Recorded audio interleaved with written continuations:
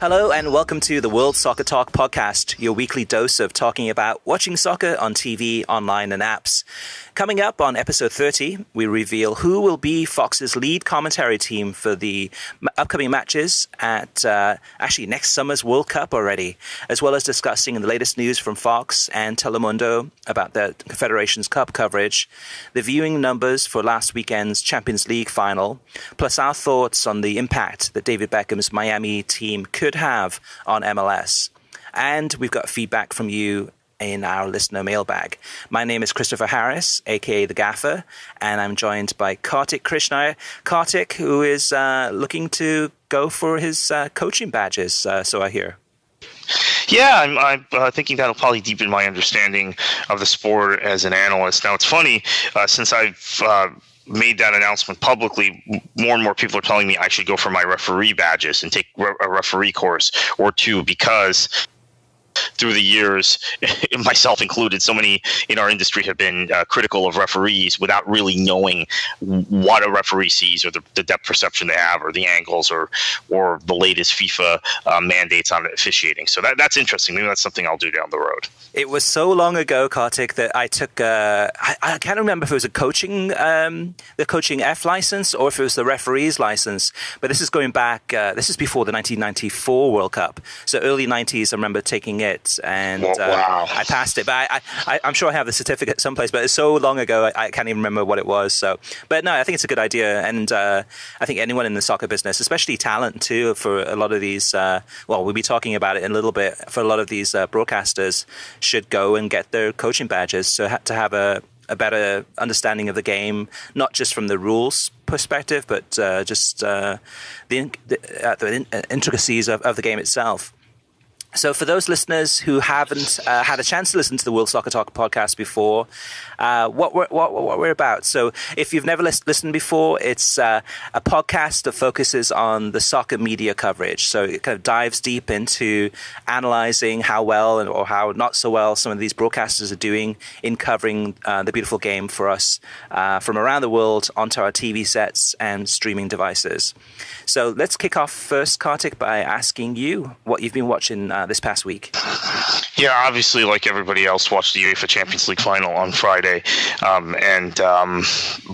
have to say, from a soccer perspective, football perspective, was a little bit disappointed by Juventus, particularly in the second half. Really expected that back three to lock down Real Madrid. I know a lot of us had deluded ourselves into believing that Juventus's back three was as good as Real Madrid's attack, right? And that proved not to be the case. So obviously, like everybody else, watched that. Been dosing heavy on the FIFA U20 World Cup. Watched the Mexico-England quarterfinal. Watched the USA-Venezuela quarterfinal. That went 120 minutes. And watched the Italy-Zambia quarterfinal. That went 120 minutes. And then now England and Italy just concluded as we record this in the semifinal. England winning 3-1. Really, the core of that England team is an Everton core, and we always hear about how great Everton's academy is, right? Mm-hmm. That's been a talking point a lot on NBC's Premier League coverage. The guys that have been stars from Everton in this tournament, Calvert-Lewin, Lookman, they're players that I think people who watch the Premier League week in and week out are familiar with. They're guys that Ronald Koeman had kind of Calvert-Lewin they actually bought from Sheffield United, Sheffield Wednesday, but they're guys that Ronald Koeman has bled into their team recently, and has been able to really make quite impactful in terms of first team action. So I think that's part of the reason England typically has talented teams at youth tournaments. They tend to have teams that perform well at youth tournaments, but they're performing even better at this tournament, I think, because they have enough guys. Amoa from Spurs, Ojo from Liverpool, that have gotten enough game time, in a lot of cases in cup game matches, but still have gotten enough game time at top clubs that is making a difference. And then Solanke has been a big star, and he's a player that has come through Chelsea's system and is doing really well in this World Cup. Well, for me, Kartik, it was I was watching mostly a lot of international friendlies this past week. Of course, the Champions League final too. My week started off watching. This is going back over a week ago now. The Mexico against Ireland match and the friendly. Felt kind of sorry for Ireland in this one because you know that this is a Mexico song and dance show where they're just inviting some weaker teams over just to get some playing time, and it's a friendly. 99% of that crowd is going to be hardcore Mexican fans. Ireland did pretty well. Actually, they stayed in the match though. Some opportunities for some of the younger players to get some playing time. I watched the first 30 minutes on Univision. I enjoyed that, and then for the rest of the game, I switched it over to FS1, and it was JP De La Camera and Kobe Jones commentating on that one. The Champions League final, Kartik, this one was a little bit difficult for me and for you because we were both at the garage soccer event in South Florida, which is a table soccer competition. We had a tournament there, and so it was a viewing party too. So we had the UEFA Champions League final on the big screen behind us. So with the kind of the noise in the pub that we're in at that final, it was difficult to hear the actual commentary. But I do have some input in a minute or two from one of our writers. And but what I was able to hear, John Strong sounded great on the call, especially the goal calls during the game. And what a goal by Mandzukic. That was one of the best goals I've ever seen in the UEFA Champions League final. It wasn't even a bicycle kick. It was kind of a hybrid of a volley / bicycle kick. But that was absolutely incredible to watch. And the crowd went crazy when that went in. From what I could tell, Kate Abdo did a lot more work on this one for Fox Deportes than Fox Sports. And I didn't watch the Fox Deportes coverage, but from what I understand is that she did quite a lot of work. And actually speaks fluent Spanish, which I didn't realize too. So she's, when you think about it, multi-versatile. She speaks German fluently, of course, English, Spanish, and I think a couple of other languages too. And so to have an asset like that where you can have somebody that can, dovetail and kind of jump into the Fox Deportes and feel completely natural doing the Spanish language broadcast as well as the English language broadcast, that's a great find there. Well, it's not that. We all knew she was talented, but it's a great acquisition by Fox. What else was there too? So Kate Abdo for the English language broadcast on Fox, she was on for 67 seconds, and I think that was at the beginning of the show just to kind of kick things off, and then handed it over to Rob Stone. Jeff Shreves, the reporter from Sky Sports who does some reporting for FS1 or Fox in this case, he was on for 55 seconds. Which is interesting because in the press release they focused, it's going to be, we have John Strong and Brad Friedel doing the commentary. We've got Kate Abdo, we've got Jeff Shreves, we've got, those names are listed, but each of them were on for less than a minute. So since we weren't able to hear the actual coverage, the actual analysis from Fox Sports, we had Oliver Say, one of our writers, provide his analysis on the coverage. And he said the studio pundits tend to focus more on human factors and analysis of individuals in isolation instead of team tactics. Some hardcore viewers may feel a bit empty, but the casual viewers did learn something from the halftime tactical analysis segment done by Warren Barton with the Ronaldo goal, in which Mandzukic was caught having to defend both Carvajal and Ronaldo. And that segment was good enough, given the time limitation and the overall composition of the viewership. I think Warren Barton's becoming really good at because he was a defender. They've now, after having him on in the studio since the 2008-2009 Premier League season, so it's been 10 years basically. I think this is 10th season. Ninth season. They finally isolated his real strength, which is analyzing defensive errors and defensive positioning. And he's really good at it. So he is I'm glad they've done that. He is good at it, but that's kind of limited, though, Kartik. If it's a game where you have two attacking teams, and it's too bad he's not covering the Premier League because there's defensive errors in every Premier League game. The Champions League is a little higher level. No, seriously. People it's true. People are in love with the Premier League. Don't want to admit that, but it's some really bad football. He'd be he'd be better off covering that league at this point. Yeah. Like, go on. So good, some good feedback and analysis from Oliver, especially in terms of the analysis from Fox Sports, which is focusing on the individuals instead of the team tactics, which is par for the course with Fox. No surprises there. After the Champions League final, Fox did premiere the first episode of their Confederations Cup preview show. So both, I think Kartik, you missed it, but I missed it. I was at the pub still playing in the table soccer tournament. So here's what Oliver had to say about that, which is the on Fox Sports. And he says that the way that Ali Wagner analyzed Ronaldo as an efficient scientist during the Confederation Cup preview show is an illustration of the strengths and weaknesses of co-commentators and studio pundits who were part of the U.S. women's national team pool. Most of these analysts, and that would include Ali Wagner, Kate McGrath, Kat Whitehill, Daniela Slayton, as well as the older generation from the 1990s, such as Brandy Chastain, Julie Foudy, etc., who have all been around the sports TV industry long enough to keep working, tend to read people better than they read defensive tactical basically setups or schemes.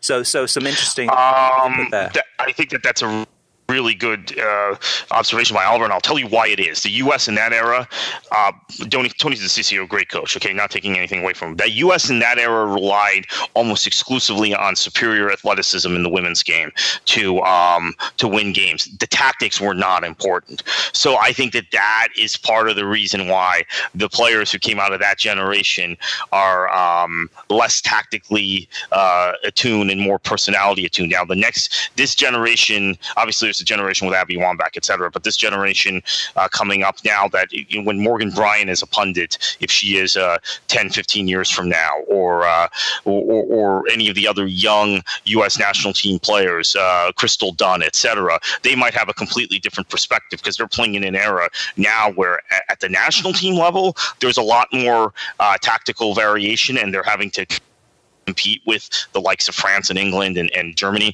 and Sweden, who are really good tactically. And also just NWSL, I think, is a higher level league than WUSA was at the time. So, and Crystal Dunsky, she's playing at Chelsea. So she's playing in England and seeing a lot of other things. But I would attribute that to the era those women played in, and Ali Wagner's a little younger than Kate McGrath and Julie Foudy, but the U.S. is over-reliance on athleticism. You hear about it all the time. I would also argue that it's only in the last 8 years, whether across men's or women's soccer, that we've really kind of dived deeper into tactical analysis anyway, since, Jonathan Wilson's book and Zonal Marking, the website, in terms of just deep level tactical analysis of matches. Yeah, I think you're right. I think we went from, in 2009, around the time of that Champions League final, marveling at how tiki-taka worked, and Pep Guardiola's team and the death by 1,000 cuts, to 2010 World Cup, when Michael Cox had really launched zonal marking, and there was a lot of interest in his thoughts about the World Cup. And then you went into the next season in Europe, the 10-11 season, and all the big European leagues with a different perspective. It's really only been since Michael Cox launched that site. I think it became very tactics became very in vogue, and obviously Jonathan Wilson's inverting the pyramid.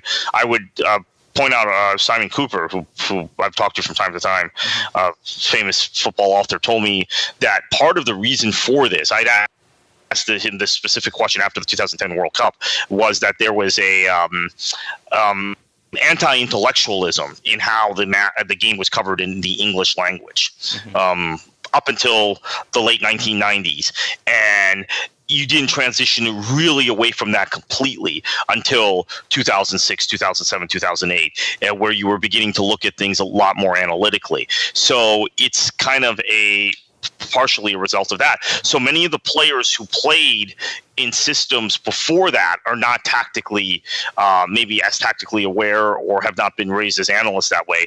In Warren Barton's case, he's had to transition into that. So I think his transition is gone quite well. But look, the younger breed of American co-commentators, the Taylor Twellmans, the Kyle Martino's exclusively in the studio now, except for once a year. But they are much more tactically aware and tactically able to describe these things than the Alexi Lalas's or the Cello Balboas or the John Harks, et cetera, that previous generation of U.S. players, probably for the same reason. I would point out, though, the psychological factors that the likes of Winalda and Lalas talk about are equally important in many ways. Sure. So let's not downplay that. It's just that I think that, and when Winalda talks about him, he nails it most of the time. So, and he gets tactics too. But those psychological factors are also important. So I don't want to make it sound like we think analysts should be talking tactics 99% of the time. And in front of these whiteboards with player movements. There are psychological factors to this game that are just as important. That's the thing about Winalda, though, too. He's actually able to cover both grounds exceedingly well, both the tactical side and the psychological side, as well as really kind of giving some clear, input in regards to his being a former player and the things that he sees. I mean, but much better able to communicate that than say Warren Barton. Unless it's a defensive situation. But I think overall, though, too, with the Champions League coverage for the final from Fox, it was a thumbs up. I don't think there were too many complaints. I think we have one or two in the listener mailbag, but for the most part, it seemed to be well done. And the TV ratings, we'll talk about in a little bit too. Now, Kartik, I saw a little bit of the Toulon tournament, which is the U20 tournament in Europe, featuring many of the some of the best teams from around the world playing there. And one of the matches I watched, actually the whole tournament's been broadcast on beIN Sports. One of the games I saw was Wales against Ivory Coast. And I watched this one. Actually, the football was a good level football. And again, too, you mentioned a lot of the youth players. There were, I think, one or two Everton players there, some players from Swansea and Coventry, and almost all, I think all of them actually were British Isles players. But it's the first time that Wales has ever played in the U20 Toulon tournament, and the game finished 2-2. Pretty entertaining match, but it wasn't enough for Wales to progress to the semi-finals, the next round of the competition. Belgium against Czech Republic. I watched this one on ESPN3 earlier in the week. Commentary by Dave Farrar. This one, the Czechs looked really good. Despite losing 2-1, the Czechs hit the post, I think, 2 or 3 times. And Belgium really had to hang on for this one to get a win. I think they've tied most of the matches recently. And Vincent Kompany came back. It was his first match for Belgium since 2015, I believe. And he played most of the first half and seemed to do okay, but he's a long way off full fitness. And then I watched Denmark against Germany. That was the final game I watched this week. Another friendly. The friendlies I've been enjoying just because the level of football has been competitive. It's for Germany. They played. How was that Germany B team? Well, it was a lot of names I did not recognize. So might have even been a C team, or maybe it's a B team, but not that good, Kartik. Actually, Denmark. No. Ralph Honigstein described it as a C team on ESPN FC this week. But there are some familiar names in there. But yeah, so we'll go with C team. Okay, yeah, C team. Yeah, I mean Denmark really controlled this match. I think the Danish team was mostly their starters. So as far as competitive level, the Danes would have had more experience overall. Phil Shane and Ray Hudson were doing the commentary in this one. And actually it was good to hear Ray back on the airwaves after he took some time off to grieve for the loss of his father back in England. But the match itself was entertaining. Thumbs up. I would definitely recommend checking out this German team. I mean, it's great to watch these German engines, so to speak, with kind of the youth system moving through this conveyor belt. And here's a whole new crop of players that I'm sure some of them will go on to do great things for Germany. All right, Kartik, let's move on. And before we do, I just do want to give a shout out to our sponsor, and that's SeatGeek. Buying tickets to sports and concerts can be complicated, but there is a better, simpler way to buy, and that's with SeatGeek. SeatGeek is the smartest, easiest way to get tickets to live events. With SeatGeek's seamless mobile experience, you can buy and sell tickets with just 2 taps. SeatGeek helps you find the best seats at the best prices, fully guaranteed. And there's nothing quite like seeing your favorite team or musician in person, and SeatGeek will get you closer to the action for a great value. I have the SeatGeek app on my phone, and I've used it this year quite a few times. It's by far the easiest way I've found to shop for tickets. I can be anywhere, and just with a couple of taps, I can instantly find tickets. And I actually just used SeatGeek recently to look for tickets for Swansea's friendlies against Philadelphia, North Carolina, and Richmond. I think it's the North Carolina one I'm probably going to on July 22nd. Now, SeatGeek is designed to make your ticket buying experience easier than ever. It saves you time and money by searching multiple ticket sites to compare prices and find amazing deals.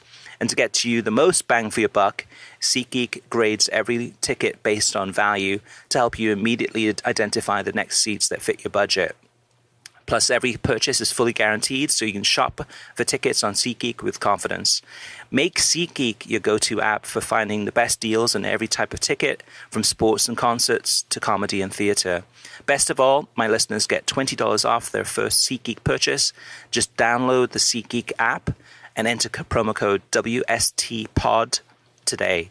That's promo code WSTPOD for $20 off your first SeatGeek purchase.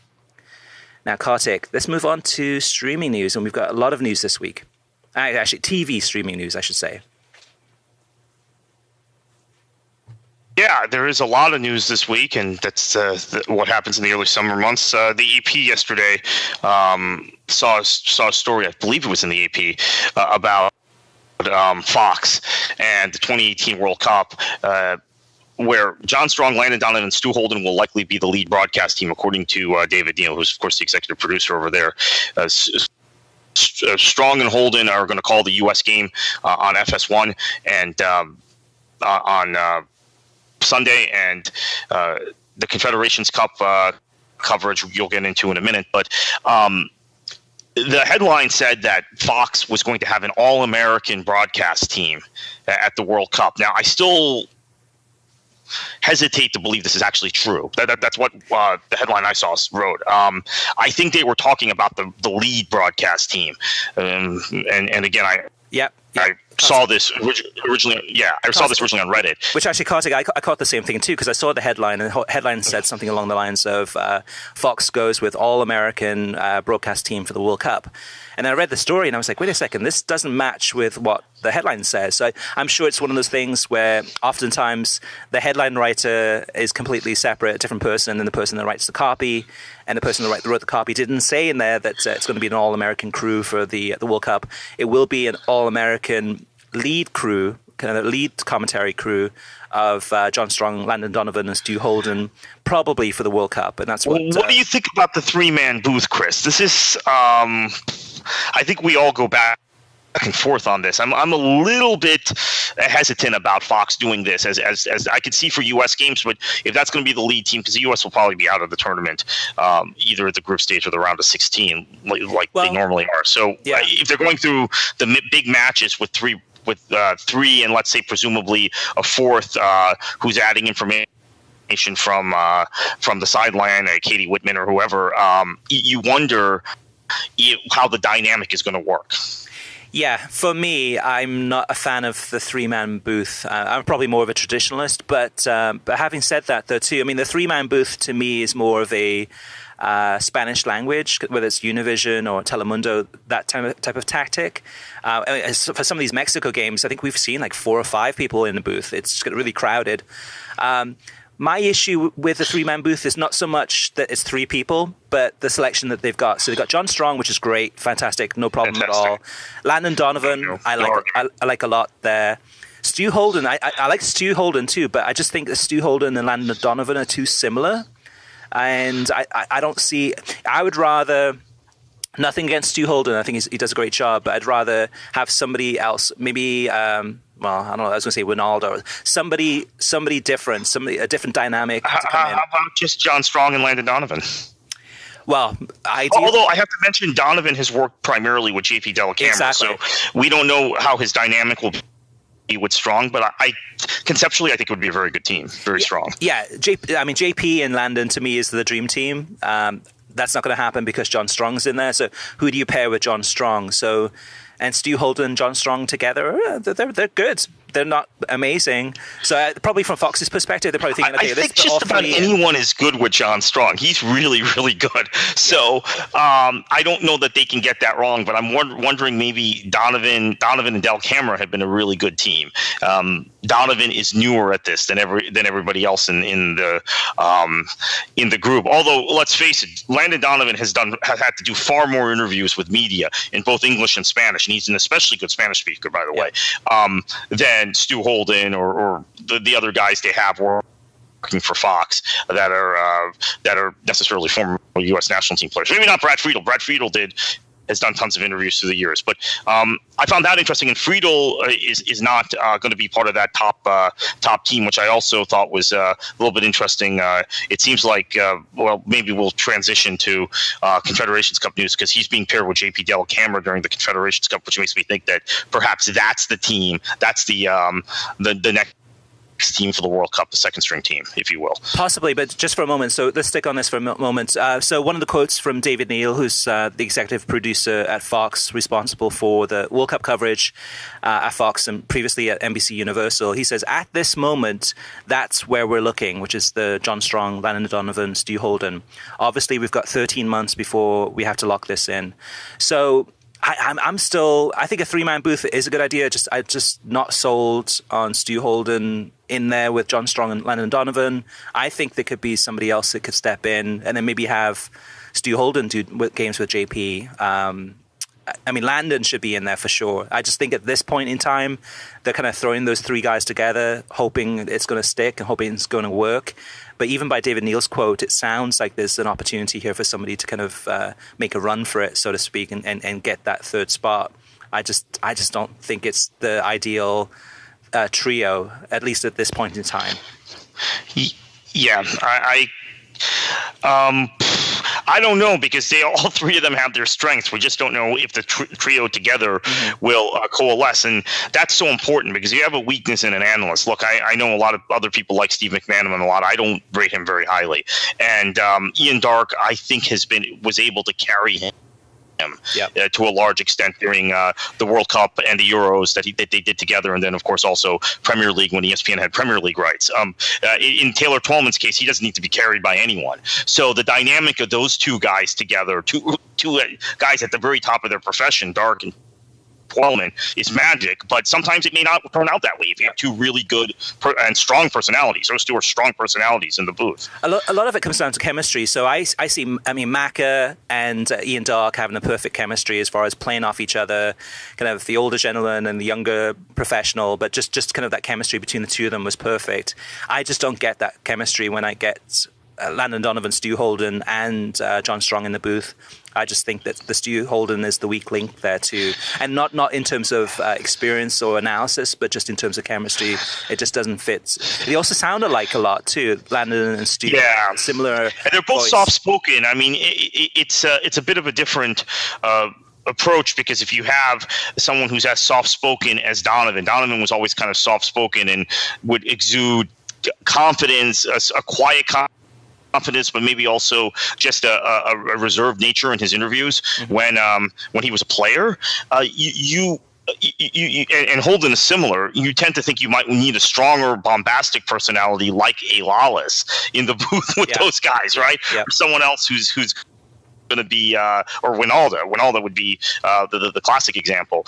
But they've gone with two soft-spoken individuals, and I think analytically Holden is decent, but I'm not sure he adds a lot more than Donovan. Look, Landon Donovan is really good, and he's really good at picking up things tactically, watching from the booth. Yep. We saw in the Copa America last year on the fly, and that's a skill many co-commentators, many analysts don't have. That's huge. So he's got that already. That's huge. I'm not sure Holden adds anything to that. You're exactly talking me into this as we're having this discussion. Well, speaking of Fox, so Fox has also announced the Confederations Cup talent. So it would have been John Strong, Stuart Holden, and Landon Donovan in a trio in Russia calling Confederations Cup.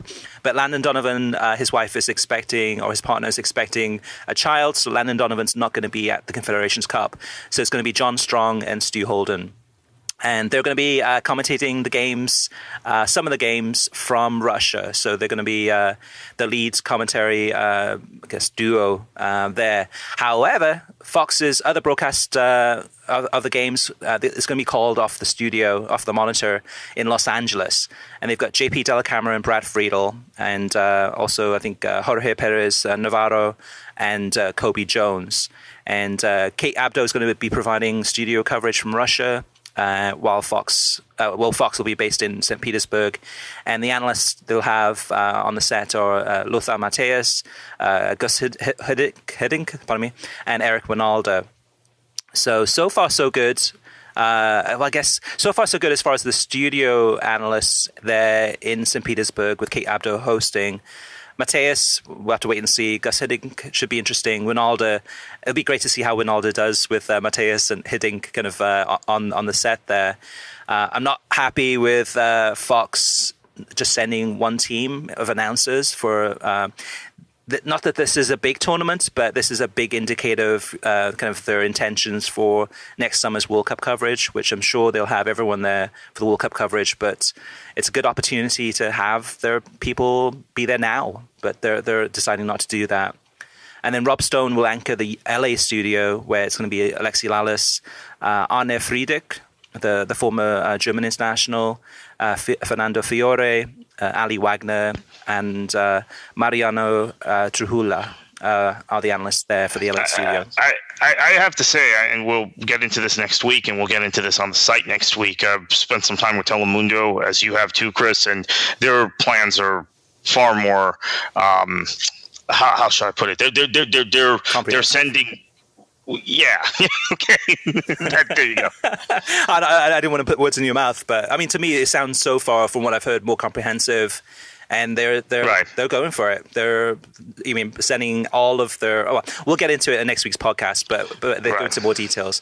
So the one person though, Kartik, who's been omitted from this Fox list, which I think is quite enlightening, someone who's been snubbed and knocked off the pecking order, is Ian Joy.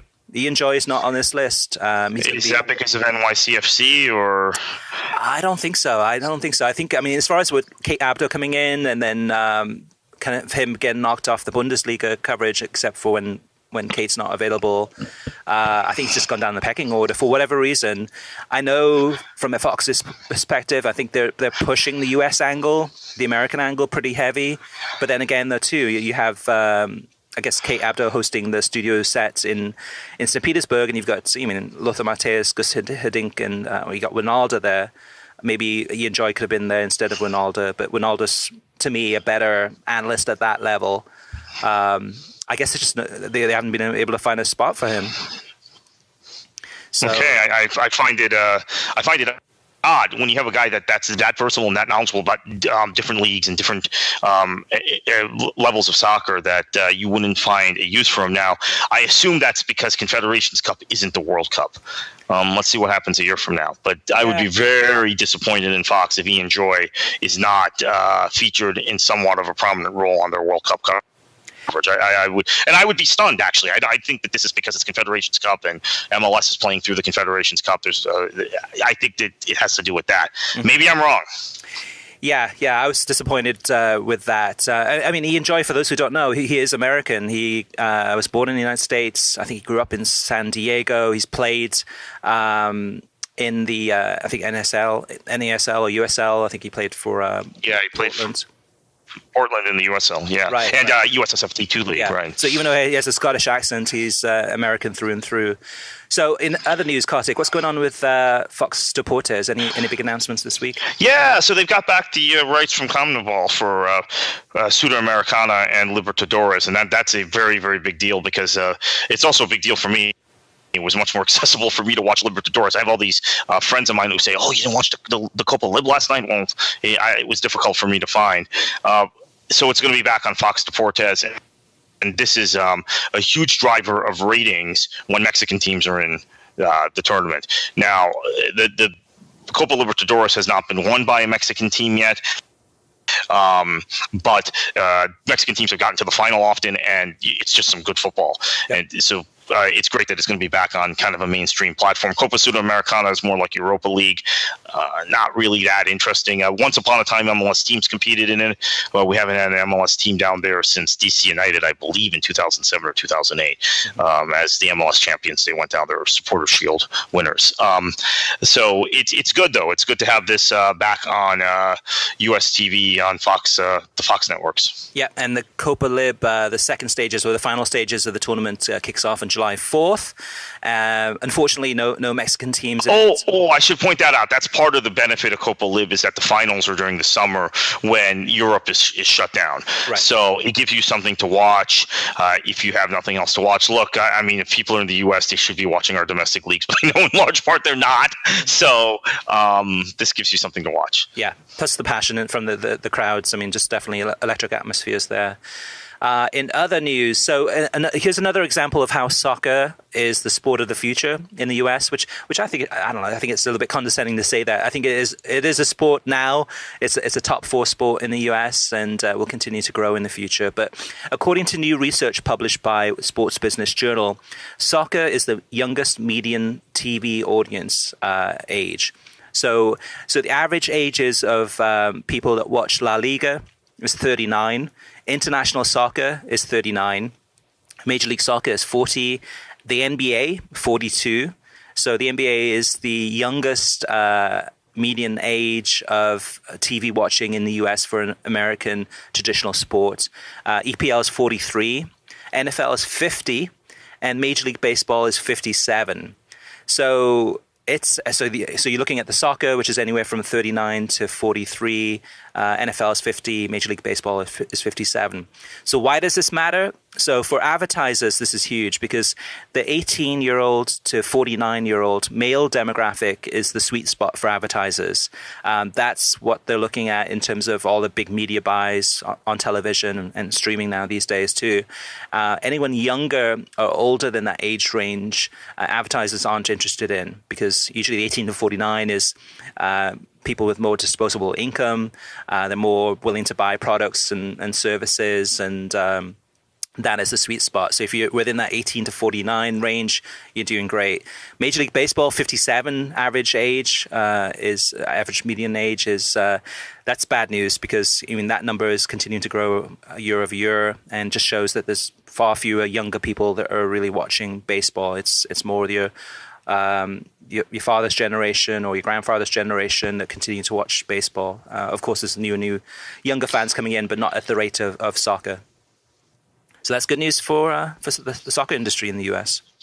Yeah, yes, it is, no doubt. And I think it shows kind of what we had basically assumed about median age and the demographics trending younger for the sport.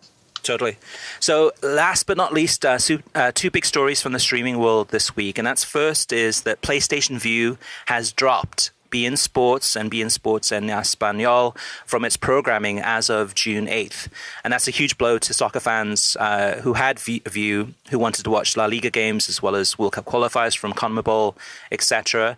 No reason was given by PlayStation Vue why they decided to remove beIN Sports. But for Vue subscribers, this is a huge blow.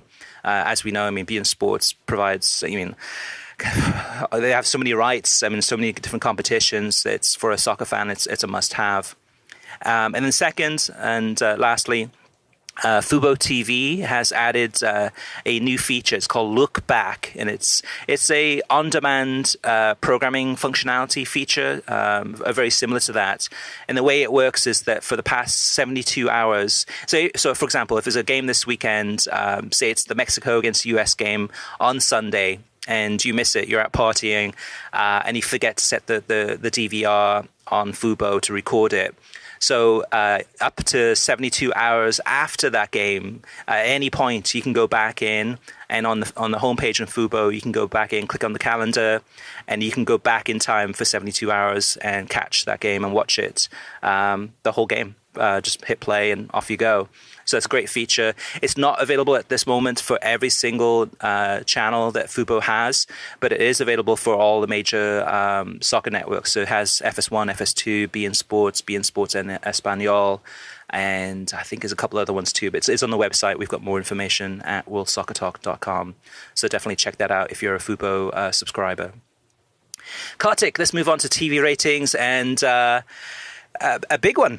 UEFA Champions League final last weekend, and that was on Fox, and that had 1.76 million viewers there, plus 1.2 million viewers on Fox Deportes, for a combined total of just over 3 million viewers. What's your thoughts on that one? It's a similar number to last year. It's a good number. This is the ultimate showcase in football. It is actually better football than the World Cup final, or it should be. So I'd love to see the numbers continue to grow. Fox has put it on platforms where it can grow. Let's see what Turner does when they get the rights in a year. Let's hope that doesn't lead to a decline in visibility and ratings for the final. Yeah, and it could do because, it'll be, I guess 2 years from now, so they'll start the coverage 2018 summer, like August. But with Fox having, over-the-air coverage access, Turner, I guess, would not, right? Turner would not have any over-the-air access, so that would be, a huge blow there too. But I mean, that having been said, we don't know what their coverage plans are for the tournament itself, but TNT and TBS and True TV are far more kind of maybe less so True TV, but the other two are far more in people's consciousness to find sporting events at and just programming in general than FS1 and FS2. So TBS might take a step back in the final, but you need to take a step forward in the rest of the tournament. That's true. Then there's of course Univision, which has a greater scope than Fox Deportes. So that's an offset there. Yeah. I actually didn't think about that because Univision will have it 2018 onwards. Univision over the air final would be absolutely massive, I'm sure. And actually, the good news about this number too is that as we've seen from NFL and other sports too, EPL included, TV numbers this season are down compared to last season. A lot of it is because of cord cutting. And these numbers are actually just a little bit more than last year's by about 3,000 viewers. But still, that's progress, and that's a good news there for the soccer folks at Fox. So some other numbers that jumped out this week. We don't have all the numbers in yet. We will publish them at worldsoccertalk.com when they're available. 1.5 million people tuned in for the Mexico against Ireland friendly on Unimas. That one doesn't include the Univision Deportes number. The Venezuela-USA friendly, the 1-1 draw, that was, what was it? It was 492,000 people watched it on FS1 and 838,000 people watched it on Univision. Again, that doesn't include the Univision Deportes number. So over 1.3 million there, plus some other numbers to come in too. I'm struck always by the number of people who watch games on Univision Deportes when matches are on Univision over the air, and maybe our listeners can give us some feedback on this. Is it because you're in a market where you don't have a Univision over the air network? Is it just familiarity? You go to that channel a lot for MLS games and Liga MX games, so you go to it also for these national team games that are on both. I shouldn't say I'm confused by that. I find it fascinating. Yeah. It's definitely curious on that one. And then some of the other numbers, at MLS, we had Portland against San Jose on Unimas on Friday.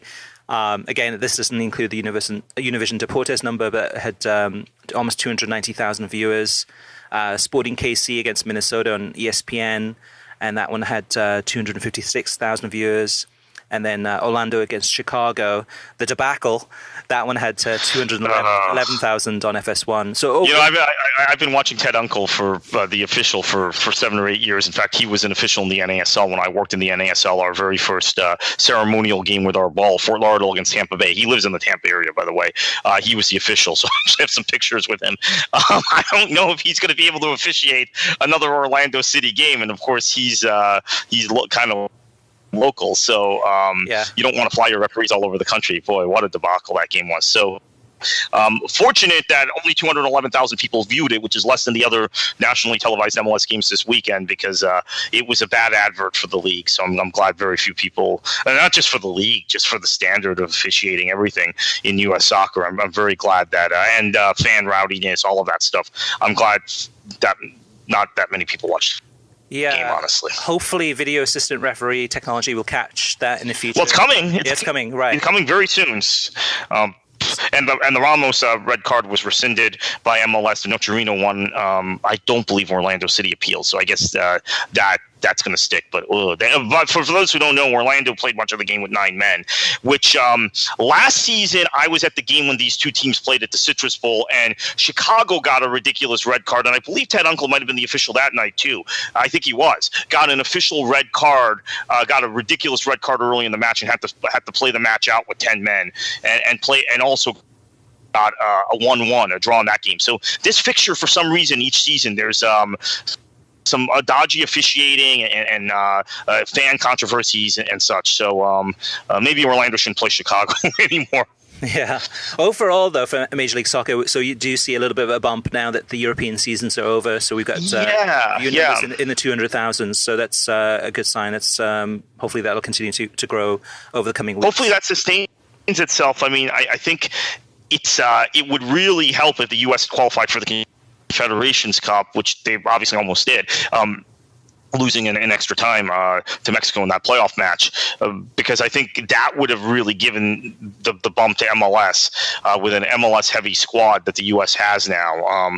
Unlike Mexico, and we've talked about this, Mexico is going to the Confederations Cup with probably their most European-heavy squad they've ever had. So they're kind of going the reverse. They're having more and more guys leave Liga MX in the primes of their careers, whereas the U.S. is having fewer and fewer guys outside their domestic league in the full national team. That will change, as we saw the US U20 team that performed pretty well at the U20 World Cup is largely a team made up of guys that have come through MLS academies and moved abroad, or are guys that are already abroad. Mm-hmm. Okay, so let's move on to listener mailbag. The first comment is through Twitter, and that's from John Arder. He says that Brad Friedel is so bad. Will he be the main guy on the World Cup coverage in 18?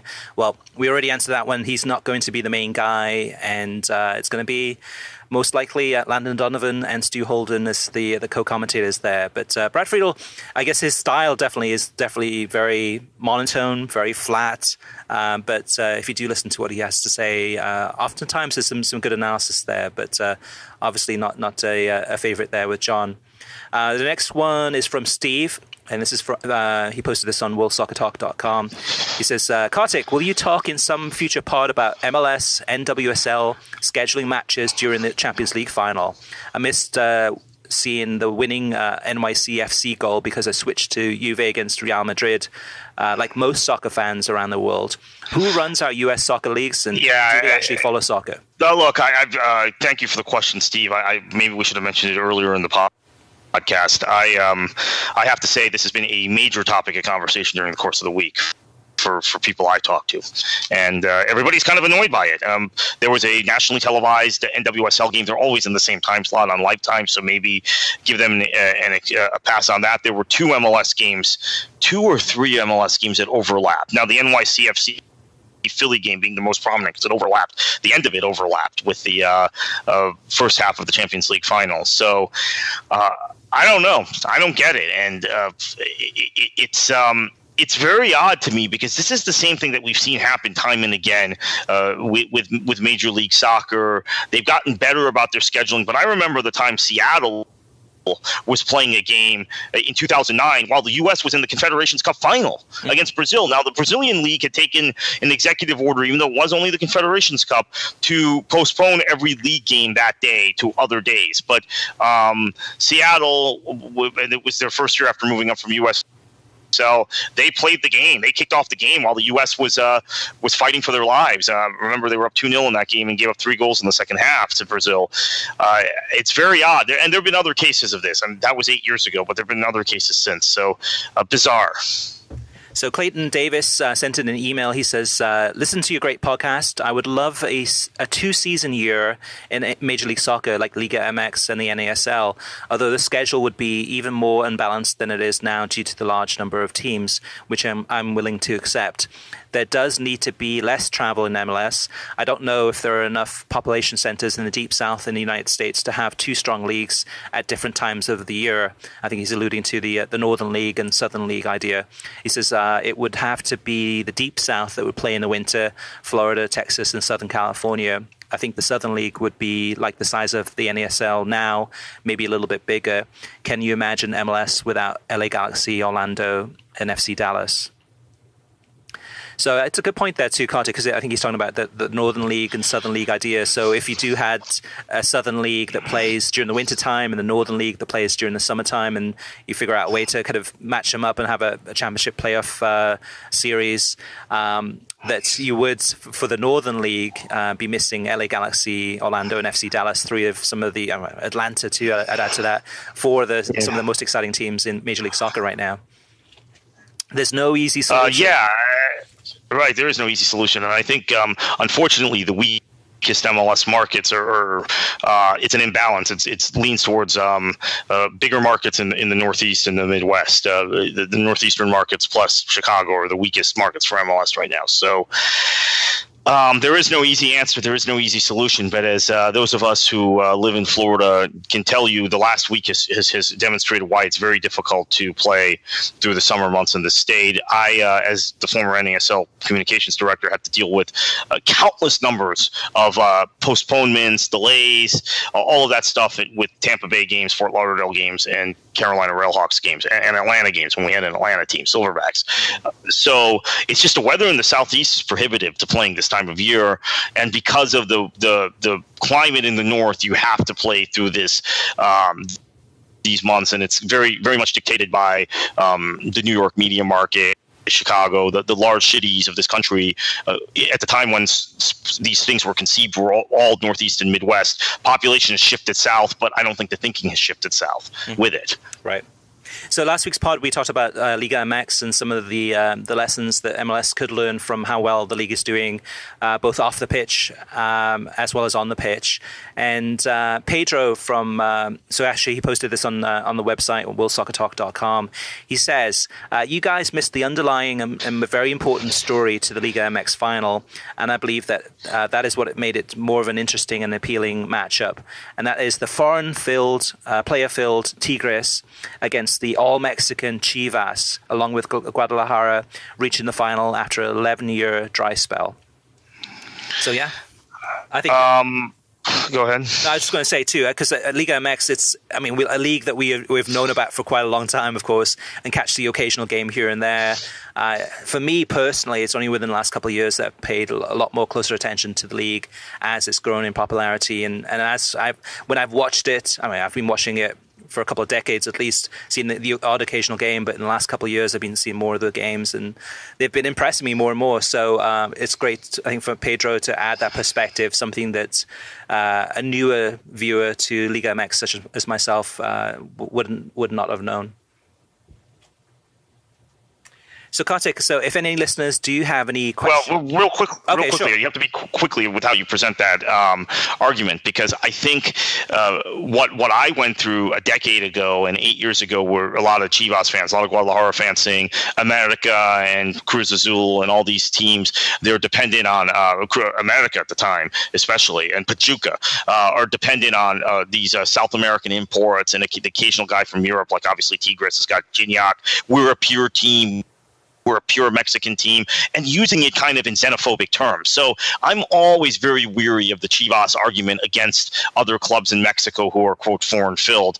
That having been said, I respect Chivas' integrity and their purity and their principles. I like clubs in Europe that do things like that. I'm a big fan of what Athletic Bilbao does, but I don't necessarily like it broadcast against the other guys who are bringing in players from South America, especially, and then in Tigres' case, a prominent European player as well.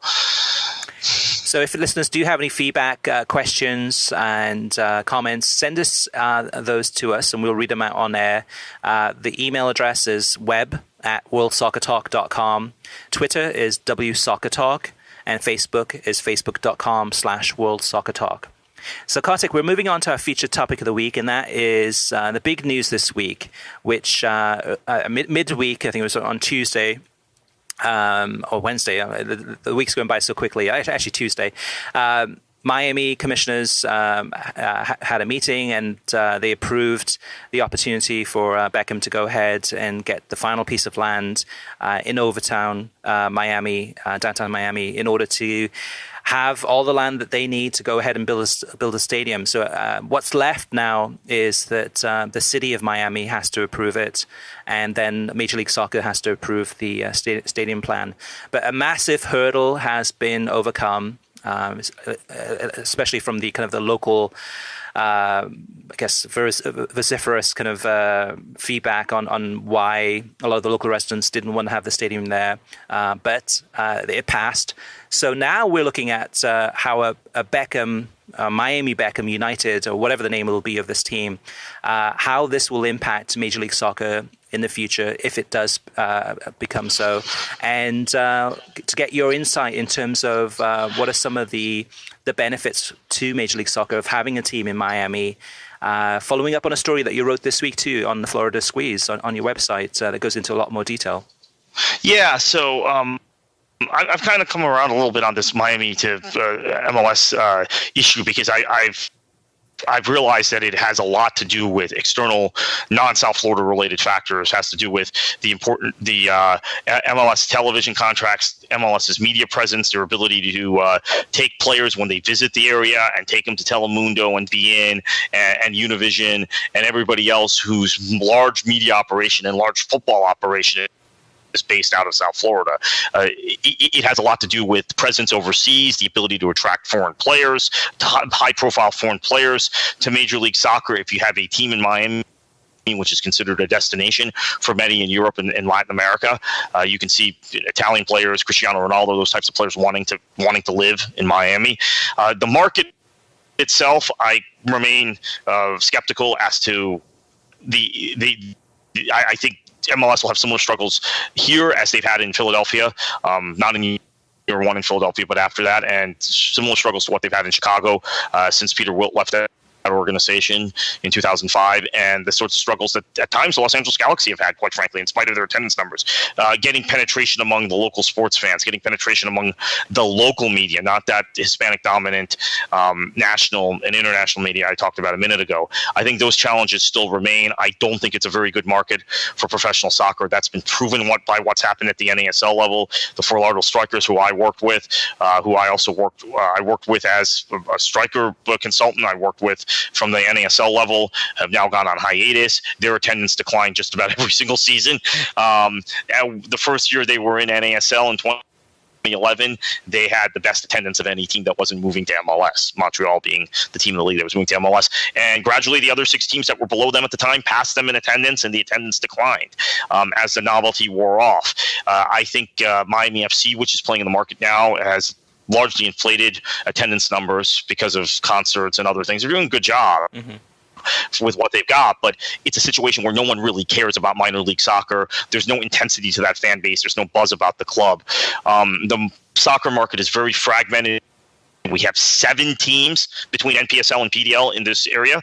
Most parts of the country, even if they have a Major League Soccer team, have 2, maybe 3 teams in PDL or NPSL, if even that. I mean, I'm thinking the New York area has about the same number between PDL and NPSL as South Florida does, but South Florida has 1/4 the population, or 1/3 the population of Greater New York. So, and I think we have more NPSL and PDL teams probably than the LA metropolitan area. So that tells you how fragmented the soccer base is here, because everybody is an expert. Everybody has some local ties to South Florida, and they and they want to start their own clubs. And on top of that, we have the issue of the elephant in the room, which is Stephen Ross and the Miami Dolphins and Relevant Sports, and their ability to continuously bring 1 or 2 big ICC games to the area, charge high ticket prices, and basically force people to make a choice You want to see Real Madrid in person, or do you want to see MLS in person? I think a lot of people will choose Real Madrid. That all having been said, I've turned around on this, thinking now MLS needs to get this done because of those other factors. I realize their insistence on being back in Miami has very little to do with the local market. All the things I outlined, they're well aware of in MLS HQ. Don Garber and Mark Abbott know what I just said about the market. It tends to be true, but there are other reasons they need it, especially with a guy like David Beckham. You put David Beckham's face on this franchise, on this club, you get worldwide media and you get worldwide attention. So the marriage of Miami and Beckham is good for MLS. Yeah, I've been down on this a little bit too, on some of the stories I've posted on worldsoccertalk.com. It's been a while since I've done one, but from this point, when it started about 4 years ago, when Beckham was going to the Miami Heat games and was making a very visible presence there and spending lots more time in Miami. And then about 3 years ago, I believe it was, for the press conference that they announced that they were launching this team. Since then, it's been one disaster after another, and it's really been it couldn't have gone worse in terms of the way that this club and everything they've gone through to get to where they are today. As of today, they look like they're in a good spot. They've brought in Tim Leiweke and a whole bunch of other professionals to really hone this down and make it happen. So I'm a lot more optimistic and positive on it now than I was in the past when they first announced it. I'm a little bit more, I think, confident, Kartik, than you are in terms of attendance. You mentioned the examples of Chicago, LA Galaxy, and Philadelphia Union. And each of those three teams are playing outside the city. They're playing in Bridgeview or Chester or Carson. Even though this is in Overtown, it's close to downtown Miami. In terms of the transportation, it's going to be a little bit sticky to get to for some people coming from Broward or Palm Beach County. They're going to have to probably take Tri-Rail or drive down and go into a parking garage in the northern part of the city and then take Metro Rail or some other method buses to get to the game. But I'm confident that with the population size and with the pent-up, it's been 16 years since there's been a top-flight team in the Miami market. This is going to be massive. In the beginning, it's going to be a huge buzz, and then hopefully if it's a winning team, that fans will continue to come back. My thing, though, Kartik, is on this one is I think the big question and the big thing that's floating out there is that if you're a Honda or a Procter & Gamble or say a Volkswagen and you're talking to Major League Soccer and you're saying, okay, hey, well, we're talking about this big media buy. We're interested in becoming a sponsor with Major League Soccer. Okay, let's talk about all the different cities that Major League Soccer is in. Okay, Los Angeles, New York, you mean Chicago, etc. What about Miami? We don't have a team in Miami.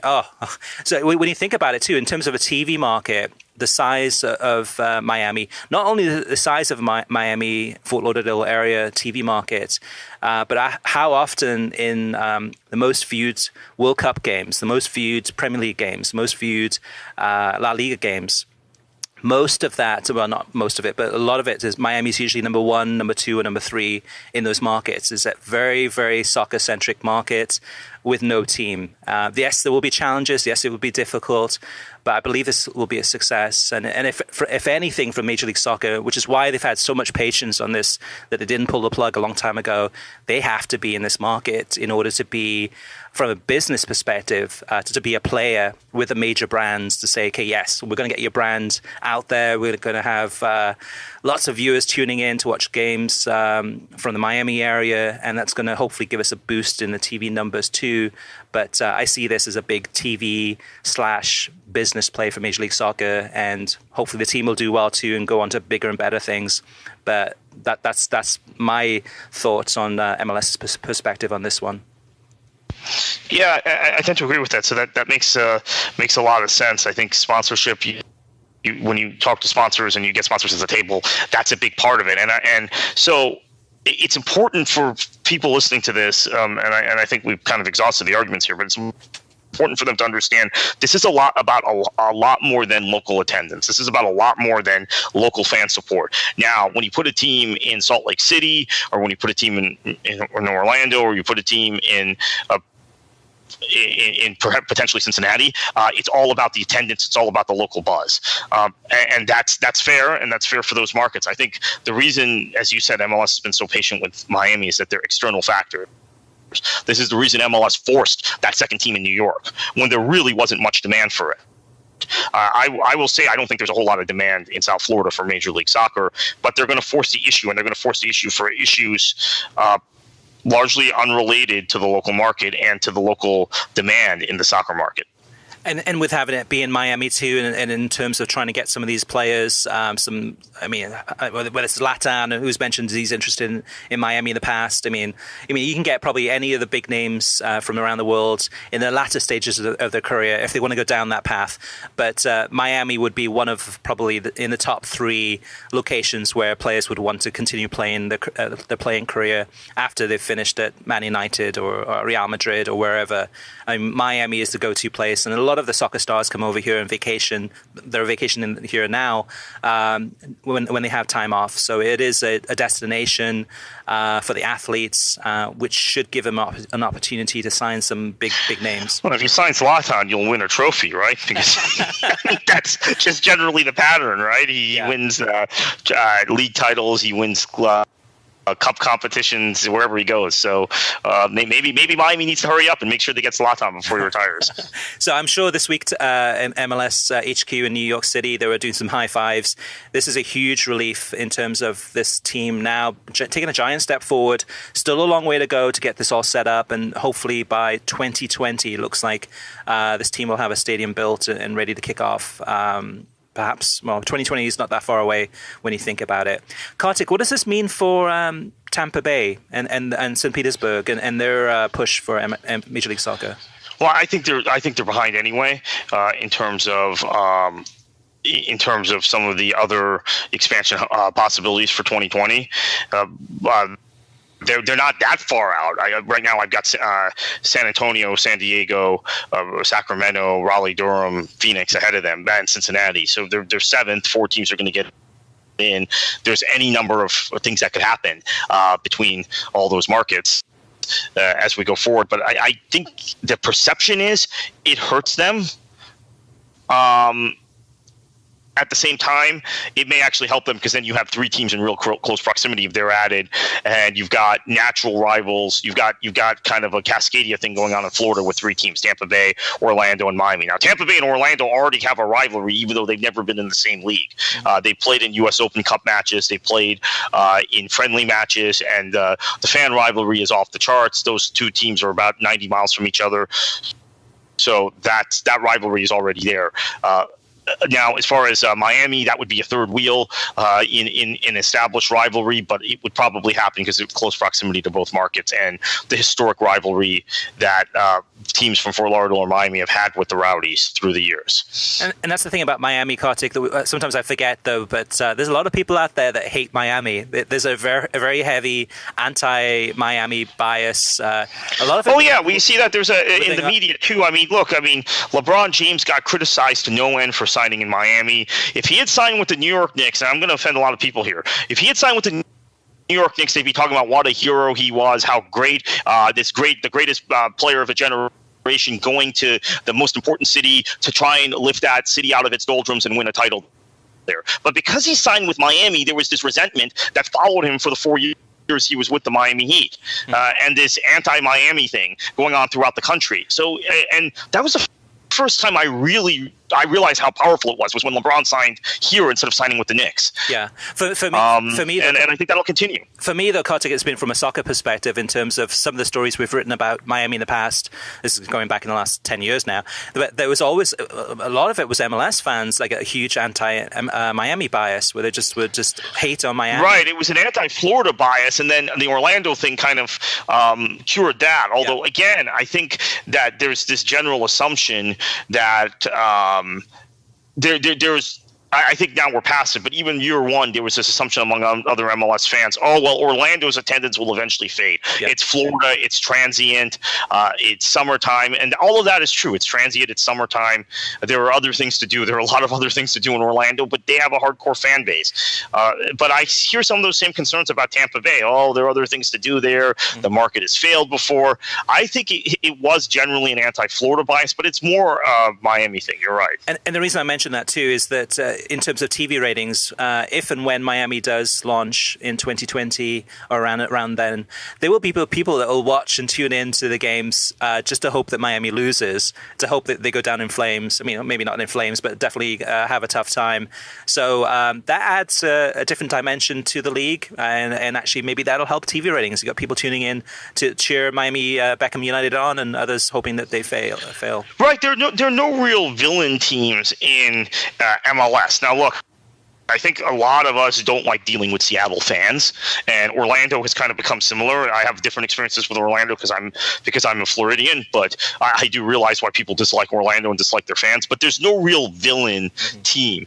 The thinking was maybe NYCFC would turn into that, but it hasn't really happened. So maybe Miami turns into that team, and once you have that villain team, there are people who turn on games on NBC so that they can watch Manchester United lose. We know this is the case, even though we don't have any empirical data about it. There are people who will turn on beIN so that they can watch Real Madrid lose. So MLS probably needs that team at some point, and it hasn't developed it, partly because of their insistence on parity.